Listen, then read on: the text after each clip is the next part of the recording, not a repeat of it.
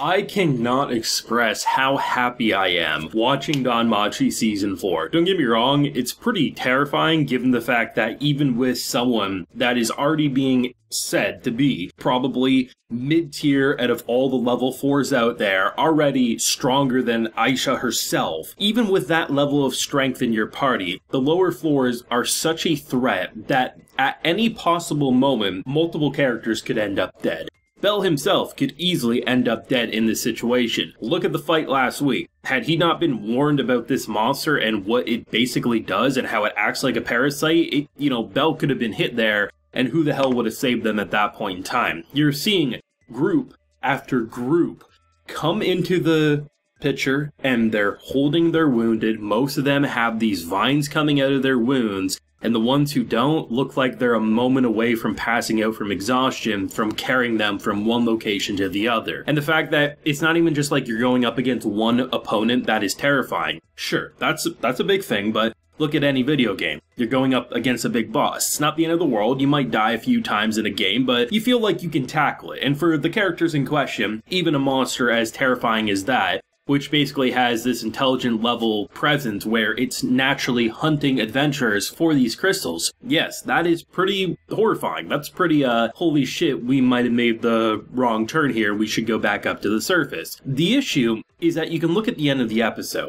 For Bell, after being separated, you literally are separating the most powerful warrior on your team from your wounded and injured and the rest that can fight. And immediately after falling hundreds of feet in the air, what ends up happening? Oh shit, the one thing that he was told to avoid at all costs, these creatures, which they don't look that frightening when you see them standing still, it looks like a bird. But we see that it's essentially a Gatling gun firing at you. And then he can't even jump in the water because there's water creatures there. Like nowhere that he goes is safe. I think often when you have these like threats of, oh, the next floor, the next wave is going to be way more dangerous, I haven't quite seen it amplified to this degree since this season of DanMachi. Like, I honestly feel like DanMachi is one of the rare cases where it's saying that the lower floors are way more deadly. Like, the level of danger jumps like a million times more than what they previously experienced. And I really don't think it's an exaggeration. And it's interesting, right? Because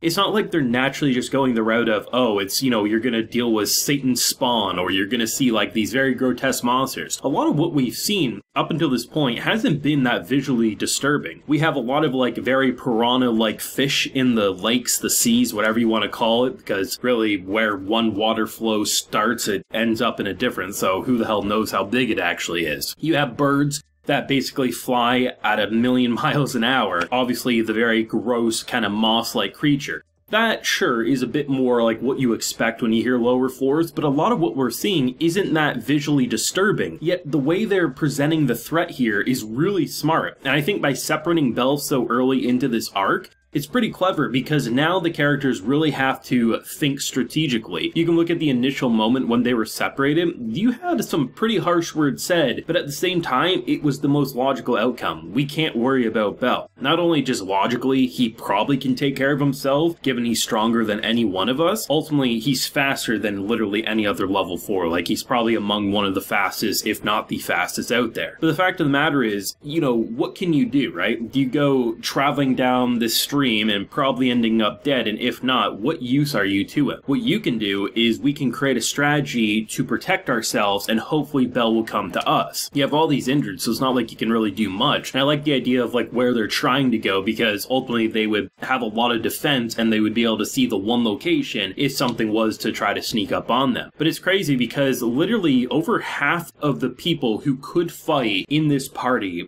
are essentially wounded. You have arms cut off, you have, even if like they haven't lost a limb, they literally have essentially a parasite inside them that's feeding on them. You can't use magic, you can't use potions because it basically just makes it lash out more. So you have two options. Get to the surface and a master healer might be able to do something. The thing that makes it terrifying is not only just attempting to get to the surface for that what if that healer tells you the only way to defeat this curse is to defeat the creature that did this? So they're kind of stuck behind a rock and a hard place here. And I think the best case scenario would probably be send one person to the surface, ask if there's a way to heal with, without killing the creature. And as you're doing that, have Bell and maybe a couple of the others try to fight this beast all at the same time. But the idea of separating at this point in time, it feels more and more hopeless because more people continue to get injured, and the more people that join in on this kind of like reunion, the more